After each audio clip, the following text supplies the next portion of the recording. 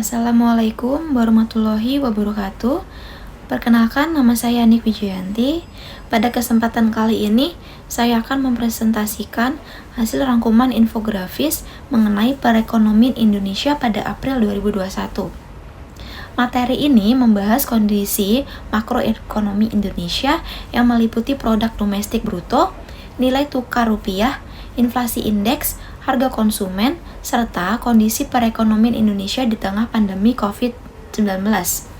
Melalui presentasi ini, saya juga akan menjelaskan pihak-pihak yang berperan dalam penentuan kebijakan ekonomi di Indonesia, pengaruh nilai kurs dan inflasi terhadap pertumbuhan ekonomi, serta bagaimana kondisi makroekonomi Indonesia pada tahun 2021. Berdasarkan data yang disajikan dalam infografis, semoga presentasi ini dapat memberikan pemahaman mengenai kondisi perekonomian Indonesia pada masa pandemi. Sebelum membahas kondisi ekonomi Indonesia, kita perlu mengetahui terlebih dahulu siapa saja pihak yang berperan dalam menentukan kebijakan ekonomi. Hal ini penting karena setiap kebijakan yang diambil akan memengaruhi pertumbuhan ekonomi, inflasi, nilai tukar, dan kesejahteraan masyarakat. Pandemi COVID-19 menyebabkan berbagai aktivitas ekonomi mengalami perlambatan. Pembatasan mobilitas masyarakat berdampak pada konsumsi, investasi, perdagangan, hingga sektor pariwisata. Oleh karena itu, pemerintah menggunakan beberapa indikator makroekonomi seperti PDB, kurs rupiah, inflasi, dan tingkat pengangguran untuk melihat kondisi ekonomi Indonesia dan menentukan kebijakan yang tepat. Pihak-pihak penentu kebijakan ekonomi antara lain Bank Indonesia, Kementerian Keuangan, Bappenas, OJK, DPR RI, dan pemerintah daerah. Bank Indonesia bertugas menjaga stabilitas moneter melalui pengendalian inflasi, penetapan suku bunga, serta menjaga nilai tukar rupiah. Kementerian Keuangan menyusun APBN, mengatur kebijakan fiskal melalui pajak dan belanja negara, serta mengelola utang negara. Bappenas bertugas menyusun rencana pembangunan nasional baik jangka pendek maupun jangka panjang. Otoritas Jasa Keuangan atau OJK mengawasi sektor jasa keuangan seperti perbankan, pasar modal, asuransi, dan lembaga keuangan lainnya. DPR RI memiliki fungsi legalisasi anggaran dan pengawasan terhadap kebijakan ekonomi pemerintah. Sedangkan pemerintah daerah mengatur kebijakan ekonomi daerah melalui APBD, investasi, serta pengembangan UMKM. Produk domestik bruto atau PDB merupakan indikator utama yang digunakan untuk mengukur pertumbuhan ekonomi suatu negara. Pada triwulan 1 tahun 2021, pertumbuhan ekonomi Indonesia masih mengalami kontraksi sebesar minus 0,74% dibandingkan tahun sebelumnya. Walaupun masih negatif, kondisi ini jauh lebih baik dibandingkan triwulan 4 tahun 2020 yang mengalami kontraksi sebesar minus 2,19%. Nilai PDB Indonesia mencapai sekitar 3.969 triliun. Hal ini menunjukkan bahwa aktivitas ekonomi mulai mengalami pemulihan yang didorong oleh meningkatnya konsumsi rumah tangga dan investasi. Jika dilihat berdasarkan lapangan usaha, sekitar industri pengelolaan memberikan kontribusi terbesar terhadap PDB Indonesia. Sektor pertanian masih mampu tumbuh positif karena kebutuhan pangan tetap tinggi selama pandemi. Sebaliknya, sektor transportasi mengalami kontraksi paling besar karena adanya pembatasan perjalanan dan menurunnya jumlah wisatawan. Pada April 2021, nilai tukar rupiah berada di kisaran 14.572 per dolar Amerika Serikat. Penguatan ini didukung oleh kebijakan Bank Indonesia dalam menjaga stabilitas nilai tukar, meningkatnya harga komoditas ekspor Indonesia, serta optimisme terhadap pemulihan ekonomi global setelah pandemi mulai terkendali.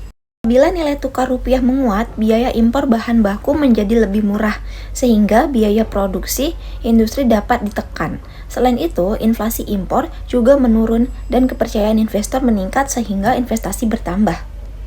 Sebaliknya, apabila rupiah melemah, biaya impor akan meningkat. Hal ini menyebabkan biaya produksi naik. Harga barang menjadi lebih mahal, daya beli masyarakat menurun, dan pada akhirnya pertumbuhan ekonomi juga dapat melambat.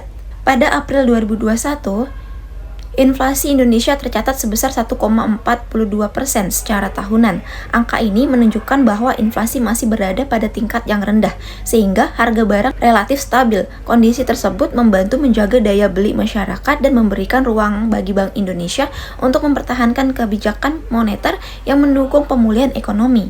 Inflasi yang rendah memberikan banyak manfaat bagi perekonomian. Daya beli masyarakat tetap terjaga, biaya produksi relatif stabil, investasi meningkat, dan konsumsi rumah tangga tetap tumbuh sehingga PDB dapat meningkat. Sebaliknya, jika inflasi terlalu tinggi, masyarakat akan mengurangi konsumsi karena harga barang semakin mahal. Hal tersebut dapat menghambat pertumbuhan ekonomi dan menyebabkan PDB menurun. Secara keseluruhan, kondisi makroekonomi Indonesia mulai menunjukkan tanda-tanda pemulihan. Pertumbuhan ekonomi masih minus 0,74%, inflasi sebesar 1,42%, nilai tukar rupiah stabil di sekitar 14.572 per dolar AS. Cadangan devisa mencapai 137,1 miliar dolar AS dan tingkat pengangguran sebesar 6,26%. Kondisi ini menunjukkan bahwa ekonomi Indonesia mulai bergerak ke arah yang lebih baik, meskipun pandemi masih berlangsung. Pandemi memberikan dampak yang cukup besar terhadap perekonomian Indonesia. Konsumsi rumah tangga mengalami penurunan karena pembatasan aktivitas masyarakat.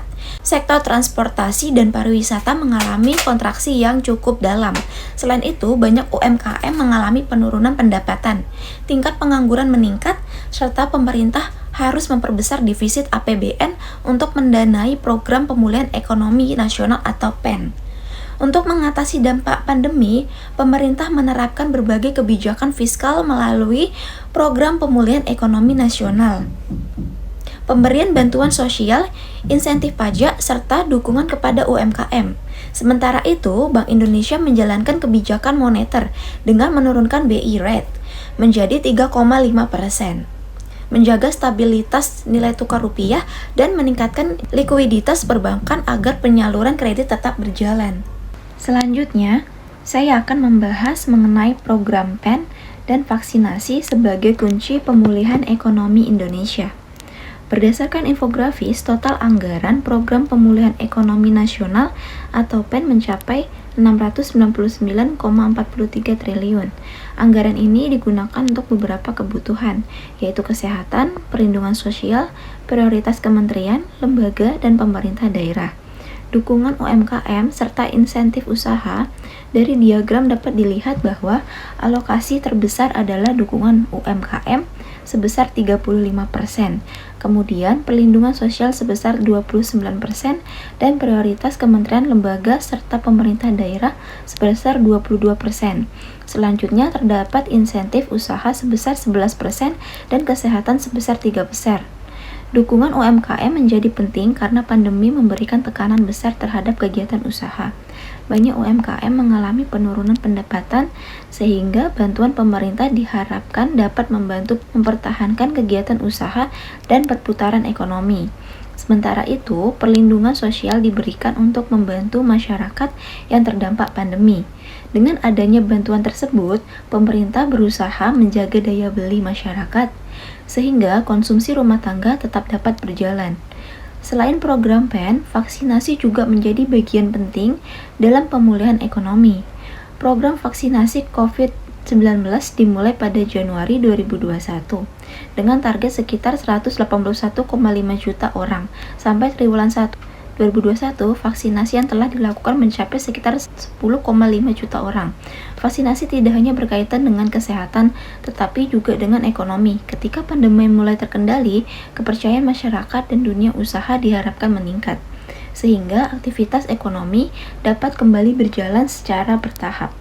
Selanjutnya, kita melihat outlook atau proyeksi perekonomian di Indonesia tahun 2021. Pada grafik terdapat 3 skenario, yaitu optimis, moderat, dan pesimis. Ketiganya sama-sama menunjukkan adanya peningkatan pertumbuhan ekonomi setelah triwulan 1.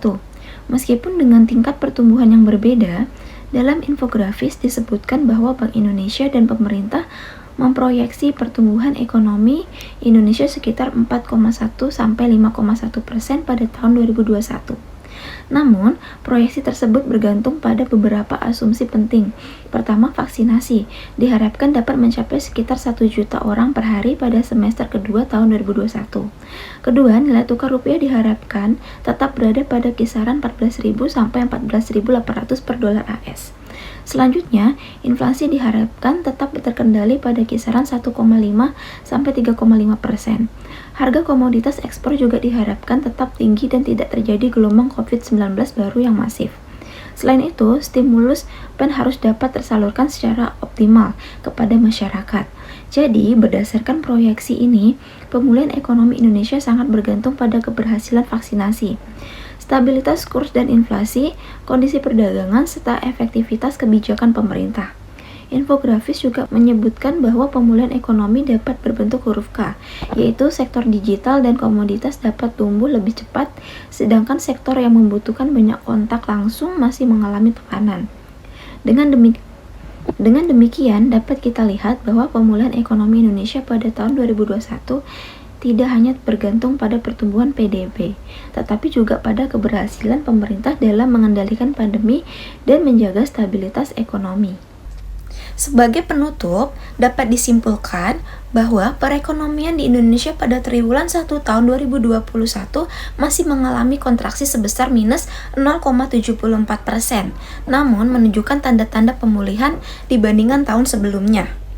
Stabilitas nilai tukar rupiah di kisaran 14.572 per dolar AS dan inflasi yang terkendali sebesar 1,42% menjadi faktor yang mendukung proses pemulihan ekonomi. Selain itu, koordinasi antara Bank Indonesia, Kementerian Keuangan, Bappenas, OJK, DPR RI, serta pemerintah daerah sangat penting dalam menjaga stabilitas ekonomi nasional. Melalui kebijakan fiskal dan moneter, program pemulihan ekonomi nasional, serta percepatan vaksinasi, pemerintah berupaya mempercepat pemulihan ekonomi di Indonesia agar kembali tumbuh secara berkelanjutan. Demikian presentasi yang dapat saya sampaikan. Mohon maaf apabila terdapat kekurangan dalam penyampaian maupun isi presentasi saya. Terima kasih. Wassalamualaikum warahmatullahi wabarakatuh.